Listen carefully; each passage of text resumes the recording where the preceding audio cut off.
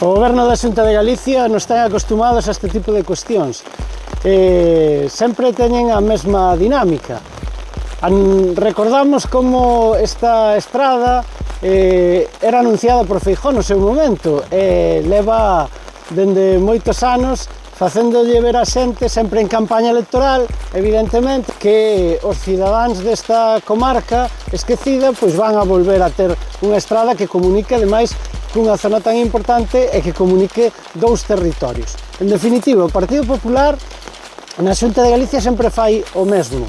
Non ten ambición de país, non quere unir territorios, non ten esa visión na cabeza de que os que estamos vivindo nos territorios máis esquecidos, na Galicia interior, pois evidentemente non hai unha aposta clara e decidida da Xunta de Galicia do Goberno do Partido Popular por unir e por tender pontes entre, evidentemente, dous países, o noso país veciño, e sobre todo non deixar abandonados as persoas que viven neste territorio. Eu creo que é o momento de deixar de reclamar, porque levamos reclamado moitos socialistas esta estrada en moitos ámbitos, tanto na Xunta de Galicia como na Deputación, como en todos aqueles ámbitos que podíamos facer os compañeiros nos distintos concellos, pero chega o momento de deixarse de reclamacións, e a mellor reclamación posible é o 18 coa papeleta do Partido Socialista. Isto se podrá convertir nunha realidade.